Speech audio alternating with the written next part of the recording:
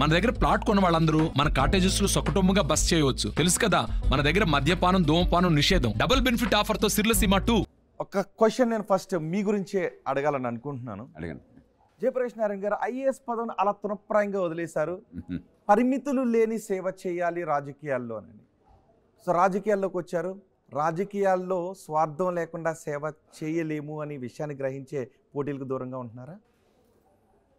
మొట్టమొదటి రోహిత్ రాజకీయాల్లోకి ఐఏఎస్ నుంచి రాలా. 96లో రాజీనామా చేస్తే రాజకీయ పార్టీ పెట్టింది 2006లో. 2006 లోపలే ఒక 3 రాజ్యాంగ సవరణలు తీసుకొచ్చాం, 4-5 చట్టాలు తీసుకొచ్చాం, దేశంలో చాలా మార్పులు నాంది పలికాం. కానీ ఎన్ని చేసినా కూడా మౌలికమైన రాజకీయ మార్పుకి మన పార్టీలు సిద్ధంగా లేవు. కాబట్టి ప్రజల్లో ఎంతో కొంత చైతన్యాన్ని చూపెట్టి యువత ఉన్నారు, చదువుకుంటున్న వాళ్ళు, ఆదాయాలు పెరుగుతున్నాయి, ఆర్థిక వ్యవస్థ పెరుగుతోంది, అక్షరజ్ఞానం పెరుగుతోంది. కాబట్టి యువతలో ఉన్న ఆదర్శాన్ని ఒక అవకాశంగా తీసుకుని కనీసం కొంత శాతం ఓట్లు మలచగలిగినట్టయితే, ఒక 10% ఓట్లు కనుక చూపెట్టగలిగితే, ప్రజలు ఈ మార్పును కోరుకుంటున్నారు, తాయిలాలు కాదు, కులం మతం ప్రాంతం కాదు, ఓట్ల కోసం డబ్బు కాదు అని చెప్పని రుజువు అయినట్టయితే అప్పుడు పార్టీలు అంతా కదులుతాయి. అందుకోసం రాజకీయ పార్టీని చాలా 10-15 ఏళ్ళ తర్వాత పెట్టాం. ఖచ్చితంగా ఏ లక్ష్యాలకో పెట్టామో ఆ లక్ష్యాల కోసం పోరాడాము. ఇవాళ గ్యారంటీలు అనే మాట మాట్లాడుతున్నారు. గ్యారంటీలు అనే మాట మొట్టమొదటి రాజకీయాలు తీసుకొచ్చింది లోక్సత్తా. 50 గ్యారంటీలు అని చెప్పని ఒక పుస్తకంలో నిర్దిష్టమైనటువంటి గ్యారంటీ తీసుకొచ్చాం. ఇట్లాగా ఓ కొత్త వరవడికి శ్రీకారం చుట్టాం. ఎన్నికల్లో ఒక్క ఓటుకి ₹1 కొన్నామని చెప్పి ఒక్కటి కూడా అనలేరు. మరి ₹1 కూడా కొనకుండా తెలుగు రాష్ట్రాల్లోనే కాదు, బహుశా కేరళ మినహాయిస్తే దక్షిణాది రాష్ట్రాల్లో గత 30 ఏళ్లలో ₹4 లక్షల ఖర్చుతో ప్రజలు నెగ్గించినటువంటి ఏకైక వ్యక్తిని నేను. కానీ ఏమవుతుందంటే 10% ఓట్లు కనీసం లేకపోతే ఒక రాష్ట్రంలో మనం ప్రభావాన్ని, మనం ఏ లక్ష్యంతో కోరుతున్నామో ఆ ప్రభావాన్ని చూపెట్టాం. 4 ఎమ్మెల్యేల కోసం మనం పోరాటాల 10% ఓట్లు వస్తే మీకేం సీట్లు రావు, నాకు తెలుసు ఆ సంగతి ఎన్నికల వ్యవస్థ. కానీ 10% మంది ప్రజలు ఎందుకు కోరుకుంటున్నారు అని అంటే ఈ పార్టీల మీద ఒత్తిడి వస్తుంది. విధిగా మార్పు కోసం నాంది పలకడం సాధ్యమవుతుంది. 10% లేవు. హైదరాబాద్ నగరంలో 8-10% ఓట్లు ఉన్నాయి. అవి కూడా కాలక్రమేణా తగ్గుతాయి. ఎందుకంటే ఓటేస్తే ఉపయోగం లేదు, ఎన్నిక కారు అనుకుంటే ఓటు కూడా వేయడం మానేస్తారు. గ్రామ ప్రాంతాల్లో 1% మాత్రమే ఓటున్నాయి. పట్టణాల్లో 2-3-4% మిగతా పట్ల.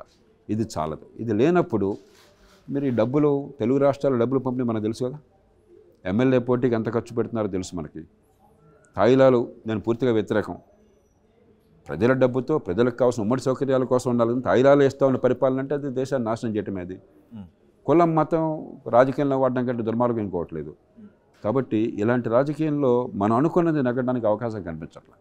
అందుకే జయప్రకాష్ నారాయణ గారు మేము ఎప్పుడు రెగ్యులర్గా ఎడిటర్స్ని పెడుతుంటుంటాం అన్సెన్సార్లో ఇంటరాక్ట్ అవ్వడానికి చేస్తాం. కానీ ఈసారి విద్యార్థులను పెట్టాం మీతో ఇంటరాక్ట్ అవ్వడం కోసం. సో విద్యార్థులు కూడా మనతో ఉన్నారు. ఓకే, జయప్రకాష్ నారాయణ గారు, ఎందుకు మీ ఆశయాలను ఆ స్థాయిలో ప్రజలు అర్థం చేసుకోలేదని అనుకుంటున్నారు? లేదు, ప్రజలు అర్థం చేసుకోవాలన్నమాట కాదని చెప్పాల్సింది. ఒకటి, మనం అర్థం చేసేట్టు చేయలేకపోయినాం.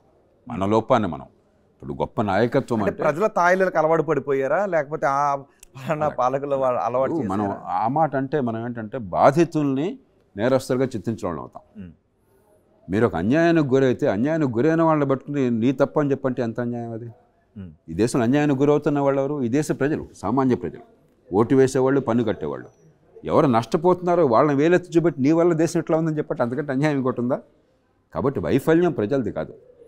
ప్రజలు విధిలేని పరిస్థితుల్లో కొన్నిటి లొగ్గాల్సి వస్తుంది.